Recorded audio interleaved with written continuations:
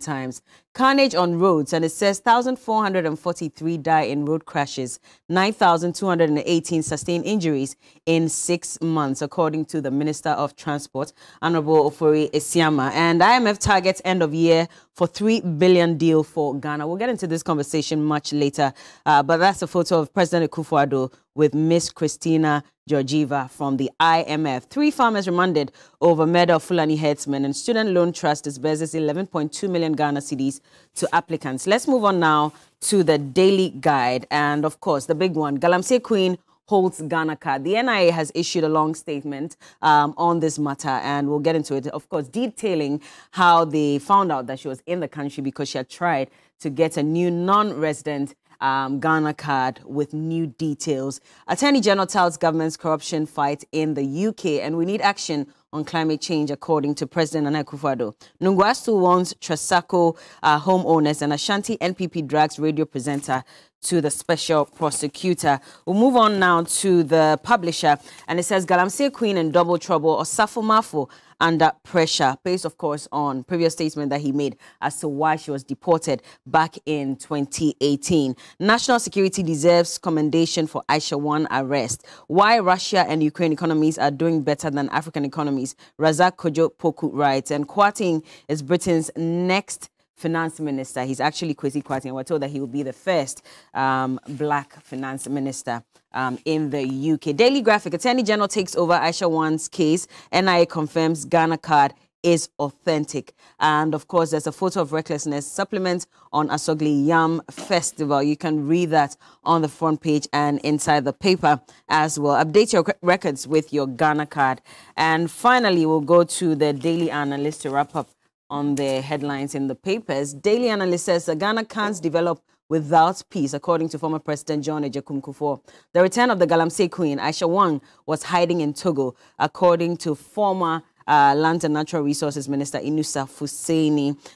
Interior Minister must resign. Adekoka fires over Aisha Huang, and Ghana Gas to partner GJA. This morning, we're joined by a very special guest of ours who we haven't seen in over a year. He's back in the studios. Kingsley Amwakwa Bwedu. He's a law lecturer and also a legal practitioner. Good to see you this morning.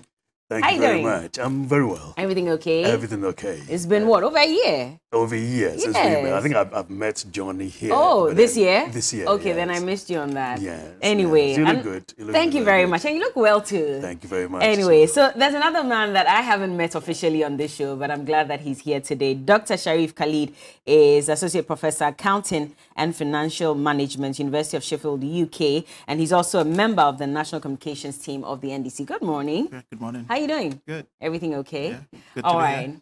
All right. Good to meet you for the first time. Have you also met Likewise. Johnny already on this No, platform? first time. Oh, this is your first time? Yeah. Okay. Did you just return from the well, I've been around? Yeah, I've been around. Okay. Yeah, Okay. Quite a bit. All right. Well, we're expecting a third guest. We hope that he will be able to join us shortly. But while we wait for him, of course, let's move into our first story for today. And like we mentioned during the introduction, there's a lot of confusion as to how Aisha Huang got into the country again, where she came from, whether it was through, the borders that, crosses between Togo and Ghana. We're not sure exactly what, but the NIA has been speaking. The Ghana Immigration Service has been speaking. And in fact, Manasseh Zuri, also based on some investigation that he's done, has been speaking as to exactly when she got into the country. Let's listen to the Ghana Immigration Service first, of course, detailing how she has not been in the country for 3 months, like was reported earlier. He says that per their checks, it's been just about 2 weeks. But again, if you listen to the Minister of the Ashanti region, he says that per the briefing that was given him, Aisha Huang got into the country on the 31st of August this year and was picked up on the 2nd of September this year. Manasseh Zuri also has a different date as to when he says that she got into the country. Let's listen to all of them, and when we come back, we'll start our conversation. Question many people are asking is, how on earth did Aisha Huang manage to snake herself into the country upon all the numerous borders we have scattered across the country? And she has been living here for at least no less than 3 months, our checks confirm. The information I have from our officers is not the 3 months you're talking about, that she came around mid-August and 2nd September. She was intercepted by officers. But when it comes to the borders, and we have not hidden the fact that Our borders are porous, especially in the sub-region, and it's not peculiar to the West African sub-region alone, but across the whole world. So what does the law say? The way she came in, what is likely to happen to her? Per the immigration laws? Yeah, that is an illegal entry. And currently, as we speak, National Security is handling the issue because of how sensitive it is. And she was taken to court and a remand taken against her. So I believe all the other agencies and AG and everybody will come in to find the appropriate charges to level against her. But per the immigration rules, what could be... Yeah, if she's convicted on the immigration rules, she may go in for about 2 years. That's what the law says. Per the immigration rules? Yes. Is the immigration pressing the charges against her? That's what I'm saying, that currently we are now building the case because her mode of entry is one that we all want to clarify. Then what she got herself engaged in also will have to be looked into. Then we can build a proper case against her. So when we get to that point, we'll let the media know. We have a mixed bag of operational strategies in place. You can't depend on just our officers at the points of entry. Looking at the terrain and looking at the nature of our job, you can see that you are the borders, and that is all. So that's why I've enumerated all the other strategies that we have: the inland checkpoints, the community engagement with border residents, and also internally conducting intelligence gathering. That's what led to her arrest. So immigration is not sleeping on the job. We are very much alert. So at any of these strategic points that we have, definitely anybody who enters will be arrested. So it's not like she has entered and we are not safe. She has entered, but she has been intercepted.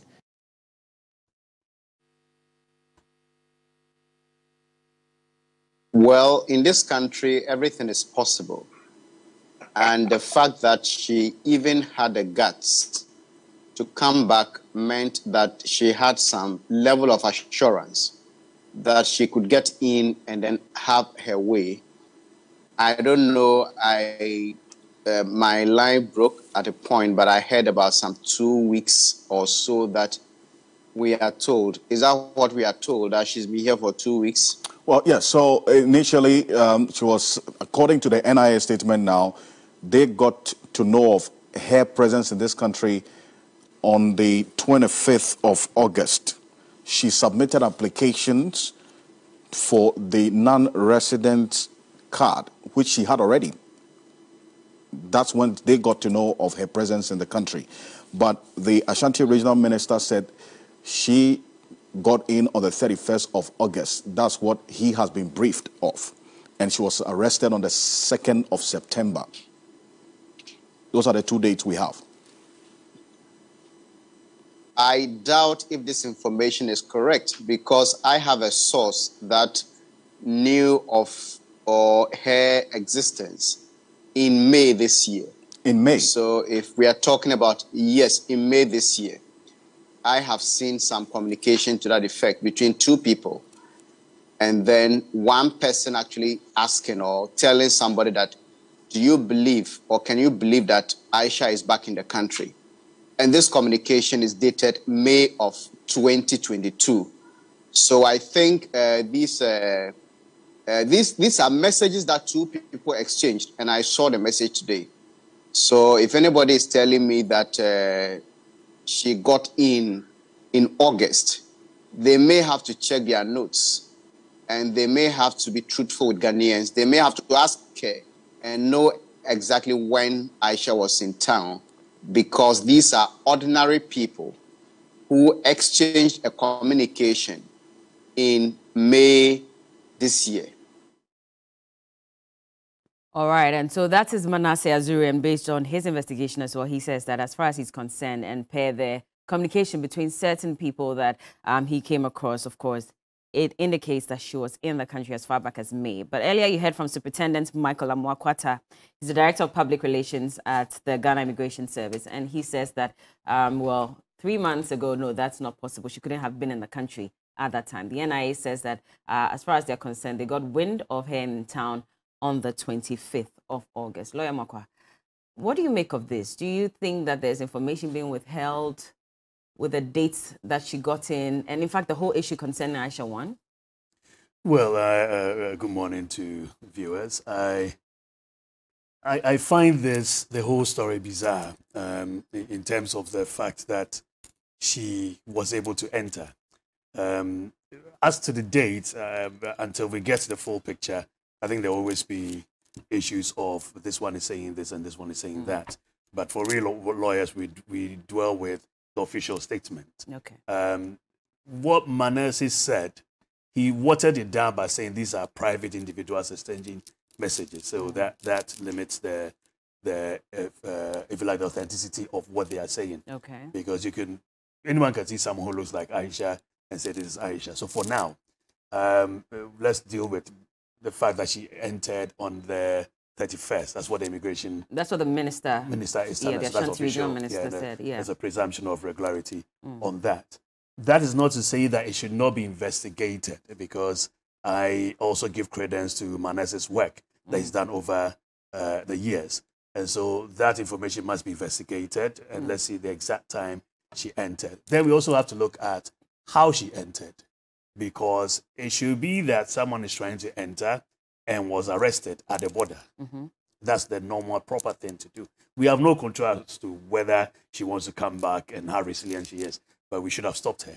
She's been able to enter before we arrested her. I think that's where the problem is. So how she entered, what was the mood, what did she tell, what did she offer in terms of who she was when she got to the border, how authentic was it, and all that. That becomes an issue that we need to investigate. But even before that, let me go back to the NIA's official statements, because they're saying that she tried to get or renew her non-citizen Ghana card on the 25th of August, 2022. So that is why I'm asking that if the minister is saying that she got into the country on the 31st of August, how then was she able to try to renew her Ghana card earlier than that? I agree with you. You see, where did she go to renew the Ghana card? Tamale. She went to a registration center in Tamale. She went there, so there's a footage we're told of that an incident occurred at the registration center in Tamale involving a Chinese national who visited the center as a first-time applicant. Now, she tried to register under a new name, Rusia 1, and then when they took her biometrics, that is when they discovered that, she may have already registered, because her biometrics matched another name that was already in the system, registered as N1. Okay. So that is when they started investigating. So she was actually there in person. And she wasn't arrested there and then? She wasn't. So they said, let me just read what was said. So when confronted by the registration officer with this information, she claimed to have changed her name. And as per NIA's normal registration process, N1 was asked to provide an official certified affidavit and a gazette as required by law to support the change of name of the details. And then they went ahead to start investigation. That, I thought, was also problematic, because if she had been deported from the country, clearly her name should have been red flagged. Precisely. So if her biometrics popped up in the NIA system, should that not have also automatically indicated that she was, not supposed to be in the country in the first place? And that should have also prompted I think an arrest? If all systems are working, if that flags up as potentially Aisha Huang, I don't know what her actual former name is. N1 is the name that she registered with. I don't know whether she's Aisha, because Aisha is not the Chinese It's very name. murky now, yeah. Yes. So whoever she is, that was deported, the actual name that was deported. If that flagged up at that point where she was trying to arrest, then she should have been arrested at that time. Remember, arresting someone doesn't mean that the person has been, you will charge the person there and then, but at least that will commence the investigation, and then you will have the person, to do the fingerprints and all the swabs and whatever that needs to be done. And so if the systems are working properly, I think if on the 25th it was her, then that's when it should have commenced. And then that will cut, because then the PRO is giving an official statement as to what has been relayed to him. All right. And so then they need to check their facts and make sure the proper thing is done. I am more interested in the consequences of what has happened rather than some date. If the verification of the date is going to lead to us exerting the appropriate consequences on this, then I'm more in favor of that. What do you think the consequences should be? In that, I would agree with the PRO in saying that we have to look at it properly, and you know, have the proper charges. Those two charges that were brought, I think that's to a very less extent, probably get a slap on the wrist, or and he was saying 2 years maximum. This is what the law says in terms of the Immigration Act. Yeah. Right, if you look at section 36, 36, okay, and 37, the minister may, by executive instrument, order deportation of any person liable to deportation. The order may be made subject to conditions, and so we need to apprise ourselves of what conditions were placed. Then we come to 37. A person to be deported shall leave Ghana in accordance with the requirements. So it's the same conditions or requirements of the deportation. And the order shall, so long as the deportation order is in force, remain out of Ghana. Then 2, a person who enters when a deportation order made against him, and him means her as well in law, is in force, commits an offense, and is liable on summary conviction to a term of imprisonment not exceeding 5 years. And we think 5 years is too short a time. So this charge could be one of them. Okay. Right, now let's go to... but that's the thing. Even these charges have not been leveled against her yet. Exactly. Because as far as we're concerned, there are 2 charges. Precisely. And that is all related to mining. Precisely. Yes, some aspects of mining. Now let's look at the Minerals and Mining Act. Okay. Let's look at the amended Act 995, sorry, which is offenses and penalties. All right. And if you look at section 99(3), a non-Ghanaian who undertakes a mining operation or facilitates the participation of any person in mining, contrary to a provision of this act, commits an offense, is liable on a conviction to a fine no less than 300,000 penalty units, and not more than no less than 100,000, and no more than 300,000 and 350,000 penalty units. B, a term of imprisonment not less than 25 years. I think that's where we should be looking at. Okay. Not less than 25 years, and not less than 20 years, and no more than 25 years. Okay. Both the fine and imprisonment. I think we should be looking at something like this. And then that will send the message. Not just to her, because she's resilient, she's proving to us that she's resilient, she'll still try to maneuver her way around it, but to any other person, that will send the message. And then that would also signify Ghana as a nation and a government, the resilience at fighting this Galamsey menace, because we have adopted several other modes of fighting it, and it's still staring us in the face. And so we should really now crack the whip on this. We could even look at, you know, normally when there's a sentence, it runs concurrently. All right. We could look at even making it running consecutively, so that you finish this, then you come and serve that. Okay. And that decision is... That's with the judge. With the judge. That's with the judge. Okay. Yeah, see. So it could go beyond the 25 years if we're adding all the other charges. If you add all the charges, then we would have at least dealt with this, because I think it's a poke in our faces. But why have we waited till this time? We had her once. We should have prosecuted and jailed her at that time, because clearly, well, based on the fact that she was guilty of the charges that were leveled against her, but we deported her. Yes. And which is the case with a lot of these nationals, these Chinese nationals, because they come into the country, they're arrested for, you know, Galamsey, and most of them are let go. Does it really show that we're bent on prosecuting these foreign nationals? We should have done better.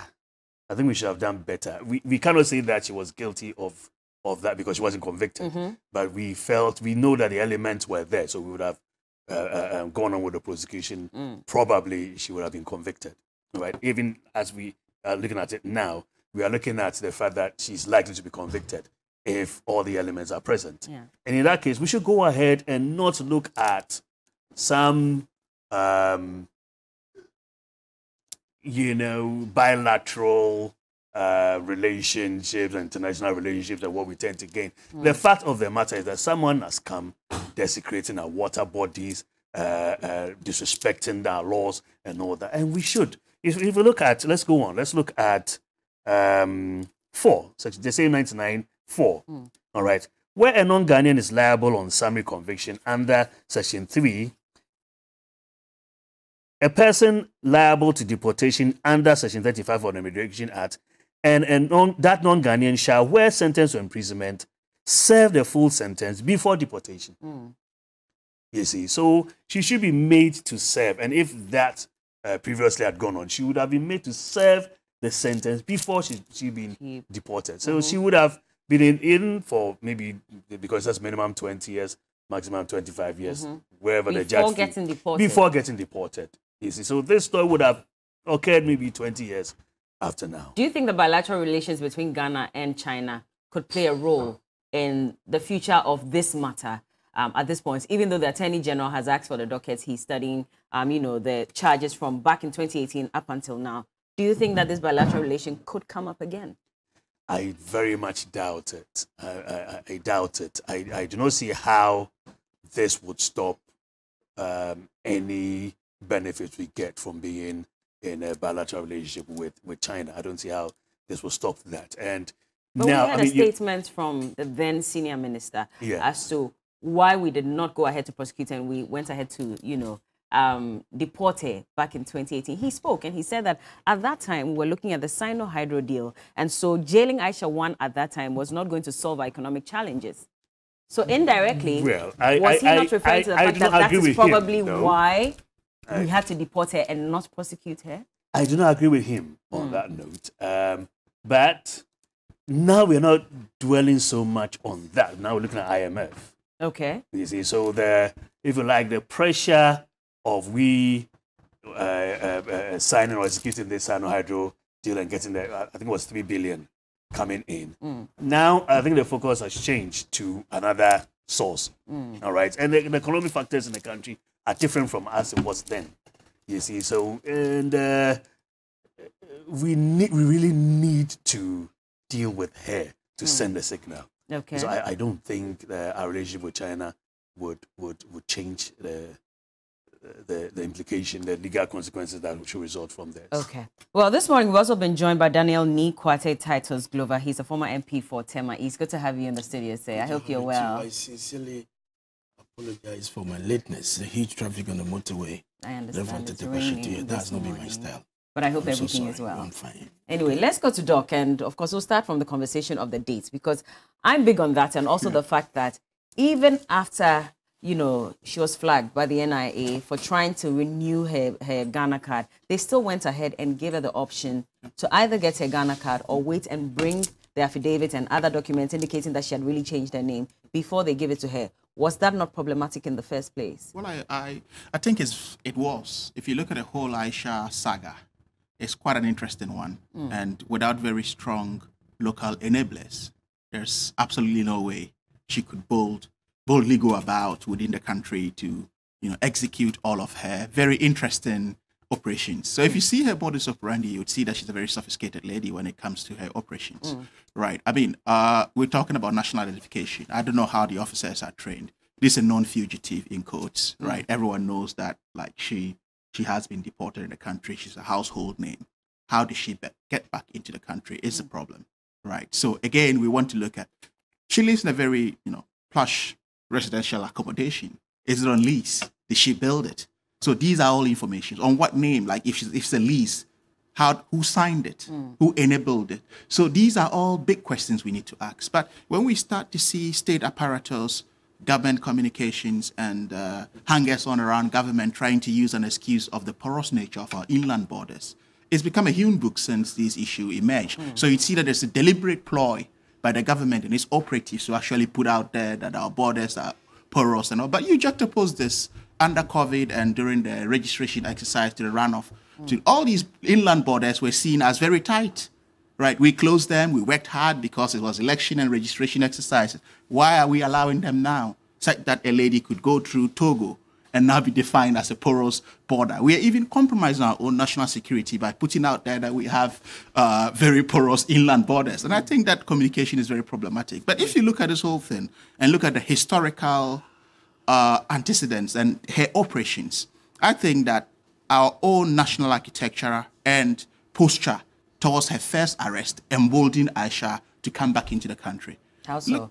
You look at the statement of the then senior minister at the time, right? That was a very bold statement to make, that because we had bilateral relationship with China, we don't have that anymore. But the president admitted that that was a mistake. Well, but did he apologize for it?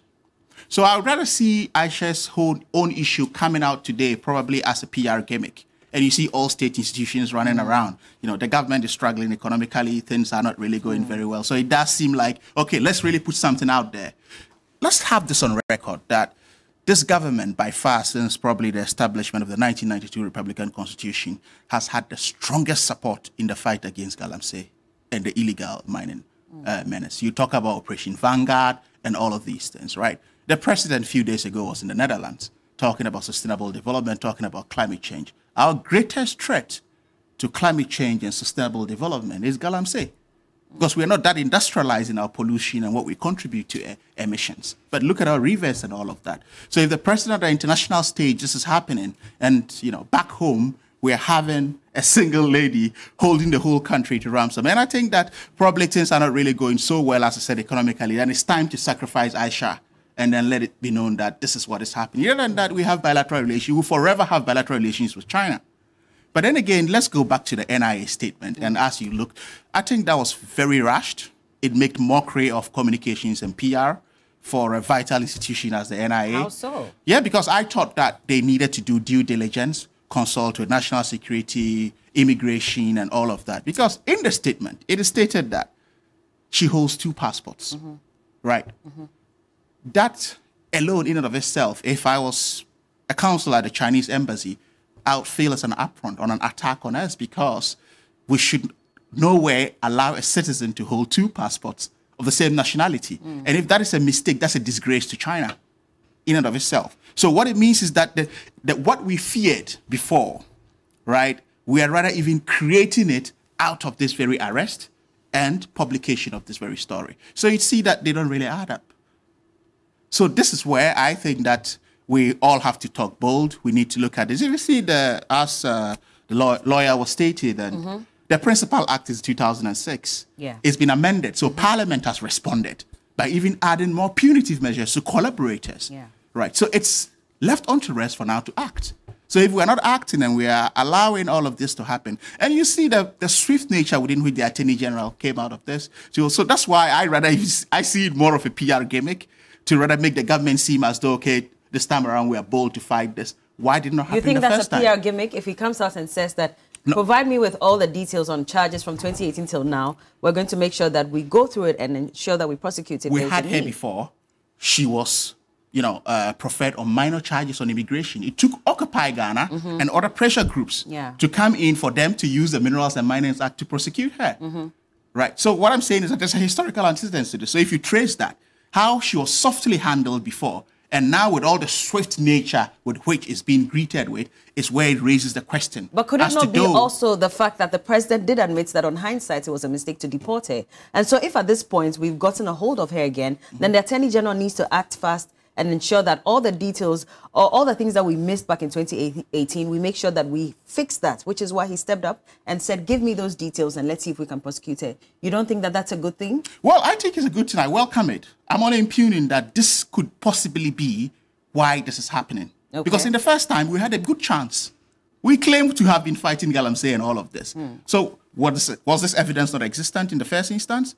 It was. So why go on the minor charges of immigration or minor immigration offenses when it has to take pressure groups? And I still want to emphasize that this government has benefited, right, greatly than any other government in, media collaborating with them and other civil society groups in the fight against the Galamsey miners. So if you had her for the first time, why didn't you do it?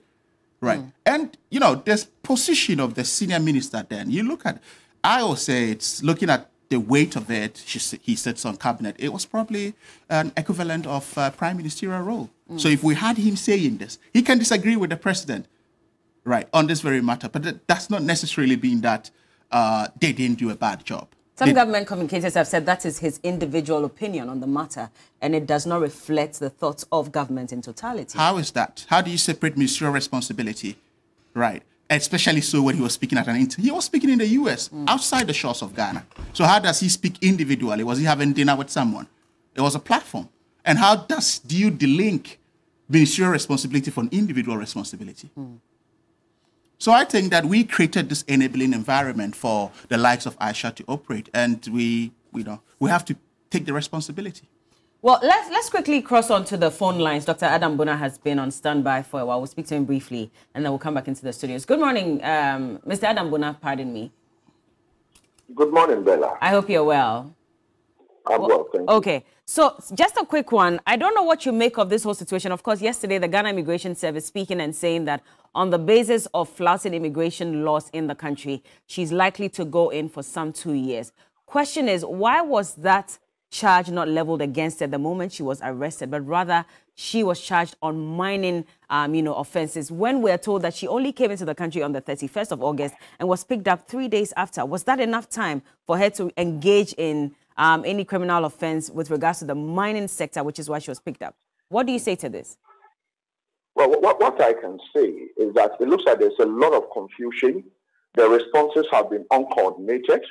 And I say the responses have been uncoordinated because in the first place, we are told she was deported. And I would tell you that the morning she was being sent away, I monitored it from the Immigration Detention Center. I monitored it till she was sent away, through Kotoka. I monitored it that morning. It was a wet morning like this. And so for the immigration people to say, for breaching our immigration, for, entering into Ghana illegally. Entering into Ghana illegally is different from, coming back into Ghana when a deportation order is still in place. And so it tells you that there is a lot of confusion in the air. Unless, of course, the Immigration Service is now suggesting to us that she was not deported. What she has done is coming into Ghana illegally. But if she was deported, there was a court order, or she was removed, by our state officials using our laws, and that deportation order is still active. But then that issue of, her going in for 2 years would not fly, in the face of the law. It says, if convicted, you go in for 5 years, summary conviction. What it literally means is that you don't have the option of a fine. She could go in for 5 years for flout, for coming back into Ghana when her deportation order is still active. And so I think that our officials are, especially the Ghana Immigration Service, they are not being candid with us. And you know what? You have the controller of Ghana Immigration Service who is on contract. You know what being on contract means. It means that, anyone at all could pick a pen this morning and sack you and tell you your contract is terminated. Because the mandatory 60 years, he's gone past that and he has 2 years contract. And so the infighting in Ghana Immigration Service, if you ask me, I will tell you that could be one of the reasons why these ladies came in. In one way, in another breath, we also hear she came in through unapproved route. It is not true. It is not true? Putting it on your network that she used Bit9, Aflao. Ask anybody who knows Aflao Enclave very well. Bit9. Immigration officers sit there. They don't check any documentation. She came in. And you're saying this based on intelligence you have gathered? The Amuju area. Doc. Where she lives. I know that very well. Okay. I am also told. Doc, can you hear me? Yeah, I can Dr. Adam, you're saying this based on fact, that she actually came through the base 9 points at their Aflao border? Correct, yes. Bit9. Where they don't check, immigration officers are there, but usually they don't check documentation. They don't check. And so if they had checked, they would have noticed that this person is, a person of interest to the state. And so, and you have in one breath, the Mr. Gabriel Tredakon actually probably insulting all of us and telling us that Black Africans go to Europe and, they deport them and they come back. Black Africans who go to Europe don't go to destroy the water bodies there. Black Africans don't go to cause problems. This woman is a high-profile criminal, literally. And so for us to have deported her and for her to come back into the country with the tacit support of some of our officials, state officials, if you ask me, for me, it doesn't augur well in her home in Ahodo. Well, we cannot say for a fact that she had support from any state officials at this point. Investigations are still being carried out unless you have prior, details of who may have helped her get into the country. Well, as for who might have helped her to get into, these are things that, open secret. I will tell you that you can check. Let your people check. Some of your reporters check. And they should go to the community she lived in, the Amuju area. I know that very well. I am reliably informed that some bigwigs within the Ashanti region visited her almost once a week, or literally almost all the time, while she was in Kumasi, driving around freely and doing her business. So anybody who tells us that she came in August, I will tell you that is palpable lies. It is not true. She's been with us in this country for a good number of months.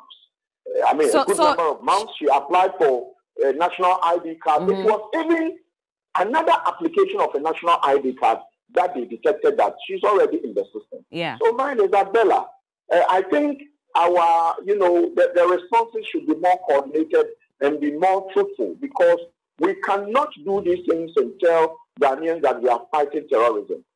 For me, it is something that some of us wouldn't take that easily, if you ask me, Bella. So you don't buy the statement from the Ashanti Regional Minister indicating that per the intelligence that was given him, she only arrived in the country on the 31st of August. You're saying that she's been in this country longer than that? Oh, yes. What I picked, in fact, and I picked this information last night. I picked very credible information, and and there are some exchanges which I have. Some of them are even, let me leave it that way. Okay. That she's been in the country longer than the period the Ashanti Regional Minister is claiming that they picked intel. No, she's been in the country a bit longer. You know what, Bella? We have CCTV cameras at Aflao. Okay. They should go back and play the CCTV cameras. They should go and do reviews. Okay. They should actually go and check the house she stays in. In that enclave, there are CCTV cameras there. They should play back and see. This is the only way you can forensically check. They should go back and play all those videos. If our state officials actually want to be candid, I know some of them want the truth. Those who want the truth should go back. There are CCTVs at various intersections before her house. Go and check and see whether you would see her in, being captured by a CCTV camera while she's driving out of home and coming home.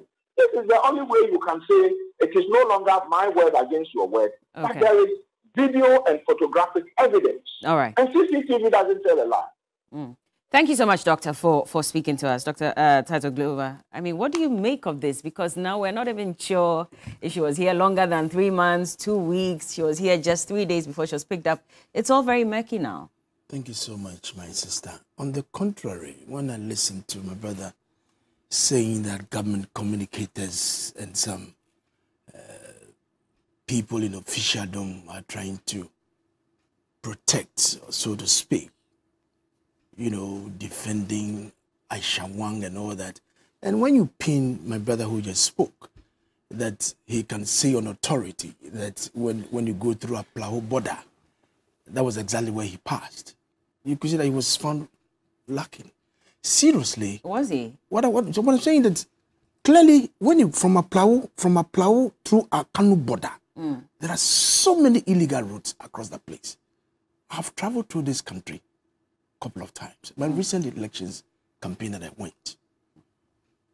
When I was entering Chiriponi, from Yendi, on the way to Gushegu, you branch on the rough road, heading towards Chiriponi.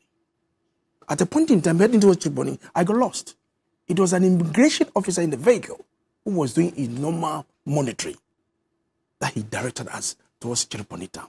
You could see pockets of unapproved routes all over the place. And excuse me, my dear sister, you can be here and any foreigner can just sneak in at any point in time, even though they are doing their level best to protect our borders. Notwithstanding that, the NIA did not help us in this program. How so? Why? Because she entered, when I was just coming, I heard on one of the networks, she got in this country, the NIA card that was issued to her was 27th of April, 2022. Not February? 22nd of February, yes. Of February, yeah. 2022. And I just heard you saying that the regional minister said his brief was that he entered into the country in August. 1st August, yes. It doesn't add up. Yeah. It does not add up. Even the NIA, their statements are saying the NIA 25th again of August as should well. have been the trigger. When they decided to do the investigation and realized that there has been somebody who was using the same DNA, quickly you must trigger. You must find out why this person is using the same identification and all that. And they did not help us. And the fact that they say you bring your gazette, you should bring your affidavit, that should tell you this is a fugitive. And we allow just like that to go. Clearly, when you look at the vegetation that has been destroyed under Galamsey, this fight is not only a government fight. It is for all of us. The government is providing leadership. He has provided security agencies. And everybody is on the ground to make sure that we fight this canker that is affecting all of us. When you go to the Galamsey area, the Fomina, the Boise, the Dotobri, the New Edubiasi, all that enclave, they come to Amansie, that is the Mansoe Dubia, Manson Kwanta, and the western region. And you look at the level of destruction of this vegetation, of these water bodies. My sister, you not sit here. And you think it's only a government fight? No. That Shantini himself, at one of the programs, at when the Lands and Forestry Minister had this stakeholders engagement at the KNUST Hall, he admitted there are people, some of his chiefs, in this very meeting who are involved. It means that the chief himself is not even happy about what is going on. So this is not a matter of government inaction or government inability in fighting. It is a collective, a total decision. But you are the leaders, and so whatever you do is what would inform how citizens also respond, no? Government has done its best. He has sent the security men on the ground. To the extent that the Minister for Natural Resources have not designed, they've come up with some machines that will even use in the grinding of these stones and this sand and take them away from the water bodies. What they are giving out. These, what do you call it, mining guys that are doing these things in the mining areas. It's a way of trying to move them away from the water bodies. People go late in the night and they go there and go and mine. We have chiefs, we have assembly members, we have people in the communities. If you don't raise the flag, you don't raise the alarm, how will you know? So clearly, it is very difficult for us to sit here and start pointing fingers as if government has been ineffective. In the you had Aisha One, you deported her instead of prosecuting her. I'm coming there gradually. Is that not an indication that you have been ineffective in the fight against Galamsey? Not at all. How so? At least we have done a bit. Aisha One is a case in 100. And I agree the fact when you said the president said that the fact that she was allowed to go, she regret of that action that was done. She should have been punished to serve as a deterrent. Because when you look at the extent of the destruction, you want to compare, you realize that indeed Ghana, we are really in a serious crisis. So therefore, what we need to do, now that Attorney General at the time was a deputy minister, he was not in full charge. And the fact that he has called for the records of Aisha, for him to have the full brief, it tells you that he's now going to take a very serious action on the case that came before him. So clearly, I think that there's a need for us to give the Attorney General the opportunity to delve into the circumstances that led to that minor charge that was leveled against her. We have two charges. One, the minerals infractions. Then the two is about the immigration, the way she entered. You've been a deportee. How did you enter the country? And that alone is a very serious offense. And I say clearly, we have a case in our hands. And again, when you go to the Ashanti region, the Honju area, you see the display of these Chinese guys who are dealing in these Galamsey stuff and all kinds of things that is going on. I have charged the regional minister yesterday on Asempa FM that they need to have a proper security briefing on the activities, not only Aisha One, all the Chinese guys. But we catch them and we deport them. It is only Aisha. No.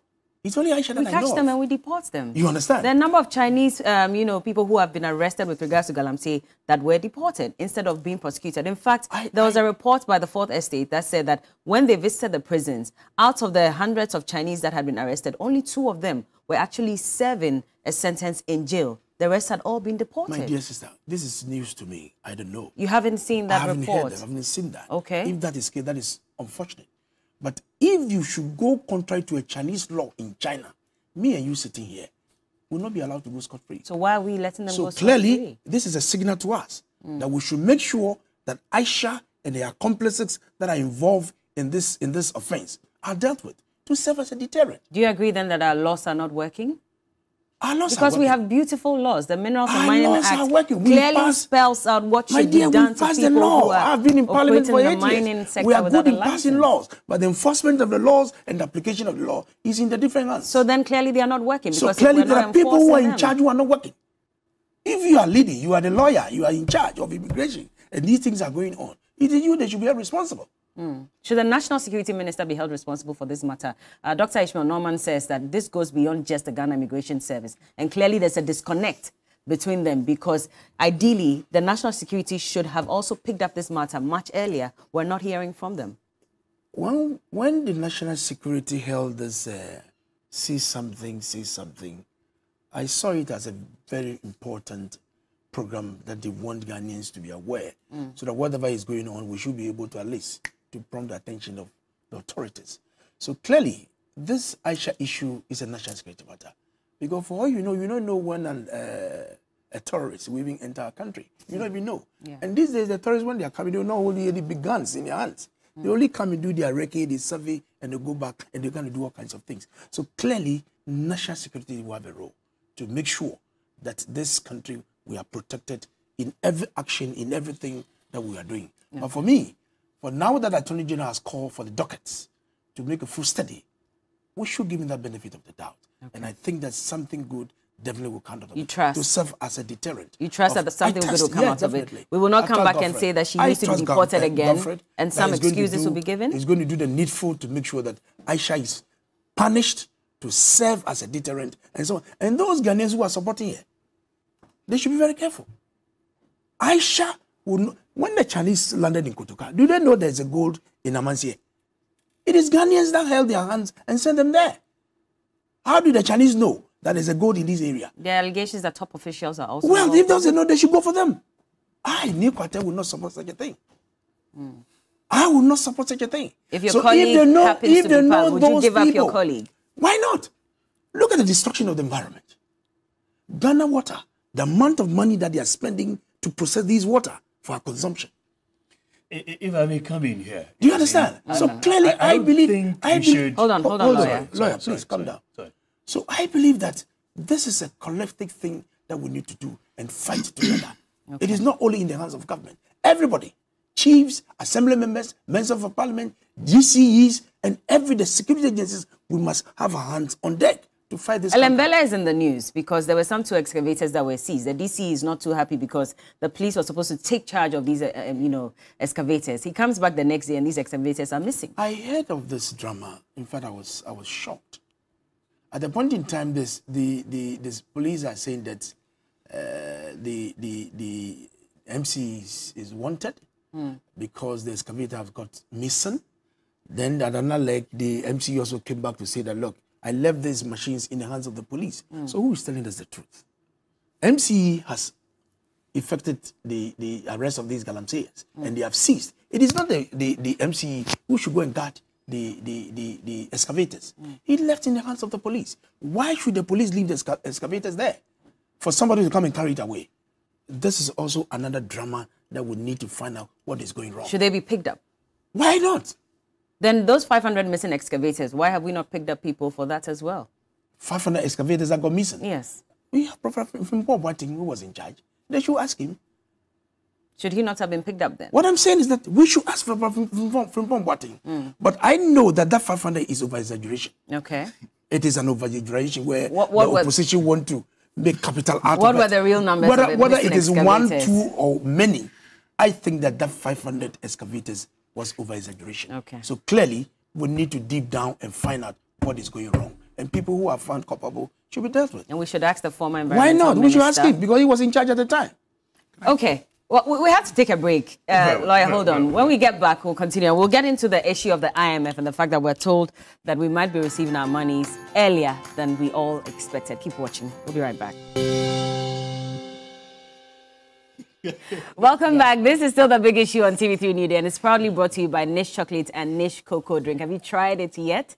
It is 100% Ghanaian owned, and it is made from 100% pure Ghanaian cocoa. It is very tasty. Please, give it a try. Let us know. They also have the gift pack, the chocolate gift pack that comes in different varieties and flavors. And so if you want strawberry, you want coconuts, ginger, orange, you name it, you'll find that in there. You can give it out as a gift as well to someone special in your life. Niche Taste of Ghana. Still in the studios, I have Daniel Nikwate Titus Glover. He's the former MP for Tema East. Also, Kinsley Amakwa Boedu Esquire is a law lecturer and legal practitioner. And Dr. Sharif Khalid is an associate professor, accounting and financial management, University of Sheffield, UK, and also a member of the national communications team of the NDC. Lawyer, you wanted to come in on yes, the earlier I just want to say something very short. And I've driven from Takoradi through Cape Coast to Accra.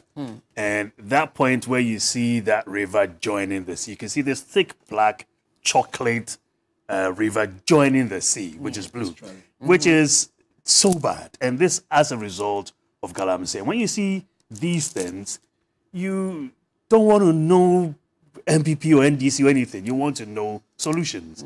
And so I think the more we spin around issues, trying to blame this person or that person, we are rather allowing Galamsey to continue. The issue is that the people involved in Galamsey are so resilient because some of them think that's the only thing they can do.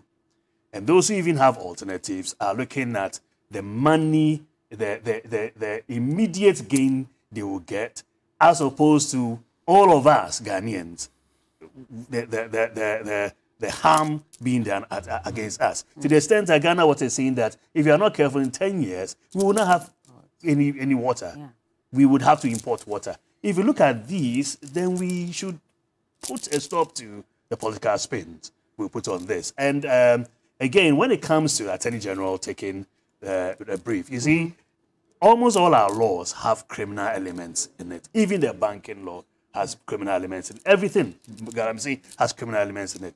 So if an immigration officer has arrested someone and the Attorney General is now saying, bring that to me, let's look at all the laws and proffer the appropriate charges, I think we should allow him to do his job. Let's not be blaming him now. Let's give him the time to proffer the appropriate charges. And I'm sending the signal that she will have very good lawyers coming to court to defend her because she can afford it. And because lawyers, that's our job. We defend people. We even defend those who are charged with murder. All right? And so if we don't proffer the appropriate charges, there'll definitely be a good lawyer coming to get her out of whatever she finds herself in. So let's allow the Attorney General to do his job properly, proffer the appropriate charges, and let's make sure that the law bites. Okay, let's make sure the law bites. Let's not hold Godfrey Dame to account necessarily as a deputy minister then, now minister. No, you see, I think that when we begin to make excuses of national issues that have long-term implications and that have, issues to do with sustainability and the likes of that, to say that probably we are politicizing them, invariably and ostensibly what we are also doing is that we are condoning them without knowing. Right, this is no politicization. I mean, when I say the Attorney General, I mean the office in and of itself. I think Titus was referring to Godfred being deputy, and now I think when we begin to personalize these offices, that what it means that we are delinking the responsibility of the office. Godfred would come and go. We would have several Attorney Generals come in and go. So when we say the office of the Attorney General, we are dealing with the office as an entity. We're not dealing with the individual. So we're talking about resources in fighting Galamsey and the likes of that. As we speak now, there's a treason charge against a Ghanaian. Based on a Facebook post, the state has deployed several resources. You have state agency personnel texting and sending information even on weekends just to get to the bottom of the matter. And this is a Ghanaian. I'm not saying he's done something, I'm not justifying what he's doing, but I'm saying what dedications we've given to such a matter. Right. So you juxtapose this with this Galamsey issue and how to fix it. So we can personalize. You even look at how long has Galamsey been going? How long has the Chinese been involved? Right. By law or by Ghanaian law, it is the sole preserve of the Ghanaians to be engaged in small-scale mining. Right. But what is happening? We have the Chinese all over the place. When they were in court, something very interesting happened. If you look clinically, you might have picked it. They couldn't pick their pleas in because there was no Chinese translator. Yeah. So what it means is that all these years we've not been equipping our courts enough to have Chinese or Mandarin translators to actually have swift trials and get them in. So this does not reflect a full commitment. And when we say government, we're not pointing to a political party or an individual, but you have the responsibility. Titus, what else can you and I do? Do we have the power? Does the law clad us to go in and arrest people? There might be citizen arrest and all of that. But the state resources are in the hands of the government to deploy. And how we handle these things and the utterances that come around it. If I am in the area of mining when it comes to research, I've driven through Takwa, Honey Valley, and all of these places. Just by the roadside, you see the desecrations we've done to our own environment. Just not even foreigners, even Ghanaians as a whole. Right. But the sort of alternative livelihoods we have in place, if we're talking about maybe fighting it then without the politics of it, what alternative livelihoods do we have? Most of them are into farming, right? Is it the peanut kind of farming we give them? Is it capital-intensive farming? And there's a lot of money they gamble into this to get in. You have people sitting in Accra sponsoring Galamsey activities. So it's a big chain. What the people we see on the ground are not the real Galamseyers, but the real Galamseyers are in pinstripe suits around Accra or probably even abroad.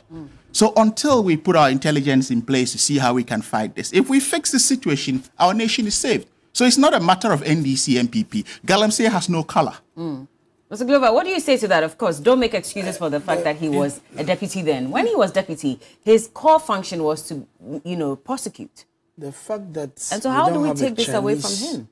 My brother just said that because we don't have government is not having a commitment, therefore we don't have a Chinese translator to make sure we fight Galamsey. He was hoping that the system would have been we can. There are a lot of Ghanaian students who are learning Chinese. There are a lot of Ghanaians who have schooled in China who can help the courts in doing Mandarin translations and all that. The commitment of government in fighting Galamsey has not changed. Let us move away from this politics and deal with the substantive matter of how do we fight Galamsey. That is the issue. Aisha Huang has found fault with the law, and the law has grabbed her. The law is going to deal with her. And I've said, my brother, the Attorney General, knowing him, with all his competencies and the office that he holds, he has called for the docket. And let's give him the benefit of the doubt to make sure they deal with the matter. But the fight against Galamsey, it is not a government fight alone. All those who are connected to it, let's begin to identify these people. There are chiefs involved. There are some politicians involved. There are some other guys involved. Everybody, let us find out to deal with this canker. Because I have seen it. I have traveled around this country. My dear sister, me and you, we are from the coast here. If I tell you, when you look at the level of this destruction, of these water bodies, of these forest areas, if we are not careful, this country, I don't know where we're going to be. So let's support the government and the fight. And the Ministry for what do you call it, lands and natural resources, they come with a level of empowerment. I've told you these machines that they brought into the system, that they are giving to these small-scale miners, so that they can move them away from these water bodies. What else can we do? If we don't support them, if we don't complement their efforts of all we are fighting this Galamsey, we will come and sit at this national studio and start talking about the same Galamsey. You don't think that the media was sidelined in this fight against Galamsey because it was started by the media? Government said, let's take over, let's handle it. And now we're here, my dear, and clearly there is no we're not making any In fact, you need to be applauded with the role and your commitment to support government in the fight against Galamsey. Government has not taken you out. Not at all. They haven't? They have not taken you out. Because you are part of government. And anything you see going wrong, it is you who brings it out. And look at all these Aisha discussions that we're having, even not because of the media. So we cannot sit here and say that government has left it out. You are part of the project, and we commend you for everything you are doing in the fight against Galamsey. Please, not at all. Not at all. But when you dedicate airtime to it and people are picked up and nothing happens to them, does it not look as if you're working in a vacuum and really nothing is happening? It is unfortunate if people are picked up in the act of doing Galamsey and instead of being prosecuted. Then for me, I don't know how God created me, but so long as I've seen you destroying natural bodies, if it's me that is global in charge, it will be a different thing. But why such people in authority are doing that? It should be something that we need to be concerned about. Should we be burning excavators when we know clearly that those are machines that we could use even for farmlands and other? about the burning of Galamsey. At least one or two excavators. One or two that were burned, that was fine. But subsequently, we can use these excavators in other things that we do. As we can give it to the assemblies. Dredging of these choked drains and all that. We can construction, we can seize them, you know, and give it to some of these assemblies. Because when you burn them, the soldiers felt that at least when you burn them, at least you could feel of it. Because when you look at the level of destruction of the water bodies and the environment, it compensates to that. But clearly, I have a different opinion. Not that we'll burn them. Let's give it to the assemblies. Or government can even keep them and use it to do government projects and all that. So me, I'm not in support of burning of this. But if we are able to get to the ports, we should know who imported these excavators. Normally... It's not about picking the boys on the ground. You see? The chassis number and all that, the registration document should show who imported them. Are doing genuine businesses. We can't deny people who import excavators to do their business because some goes to the construction areas. Do you understand? I know at a point in time when I was in the ministry, there are some people. There was a ban in the use of excavators. So before you even clear for the port, the Ministry of Transport has to certify, approve, and you must attach documents. The purpose for which you are going to use the excavator, because we can approve for you. You see people with government projects, is attached, proved. We can allow you to go. Then you go and clear for the port.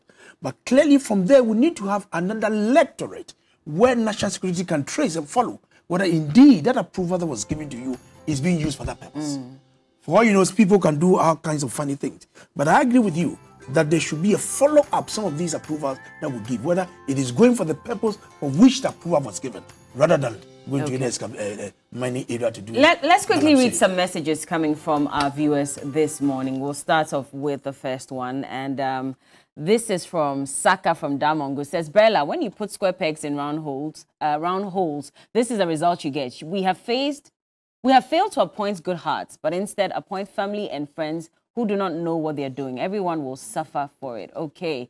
Next message. Aisha Huang was and currently breaks the laws of Ghana, and she fights against nature, destroys our water bodies, and degrades our farmlands. Let us stop Galamsey and be mindful with the international relations. Let us handle the issue carefully and let her face the law. That's Abdul Basit Zongo, Pioneer Kumasi. To be sincere, Galamsey has become a major social intervention under the Nana Bawumia-led MPP government. Too much talk, less action against corporates doing Galamsey. That's Prince Henry from Koforidia.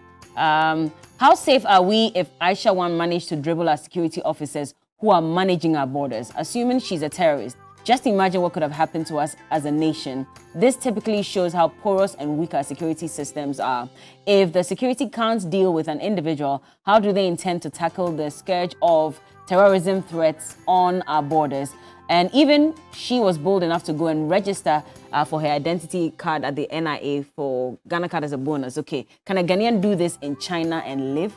That's Walanyo in Akwete. A very valid question. Good morning, Bella. Aisha Huang shouldn't be seen as the lead in Galamsey in Ghana, specifically in the Ashanti region. In her absence, Galamsey activities were still ongoing. Her arrest won't solve anything. Unemployment is the major cause of Galamsey activities. Create jobs for the youth at the rural areas. That's from senior journalist Echima in Wabieja North. Okay, well, I was hoping we could get into the IMF conversation. Our time is up. We would have to wrap up. I'm sorry, gentlemen, but I hope that for all of you who watch, you enjoy the conversation. Dr. Sharif Khalid is an associate professor, accounting and financial management at the University of Sheffield, UK, and also a member of the NDC communications team. Also, Daniel Nikwateg, Titus Glover, former MP, Tema East. Are you planning on going back to run? Not at all. You're not interested anymore? Okay. No, I moved on. You've moved on? I moved on. Okay. I'm not interested. All right. Let me admit, you're looking gorgeous. Thank you. TV3 Beyonce. Thank you very much. Looking good, man. Thank you. Johnny shouting code room. And also, Kingsley Anwankwa-Bwedu, Esquire, he is a legal practitioner and also a law lecturer. I hope everything goes well for all of you gentlemen the rest of the day. Have a very nice day. Definitely. This segment has been proudly brought to you by Niche Chocolate and Niche Cocoa Drink. We'll be back with some more. This is TV3 New Day. Keep watching.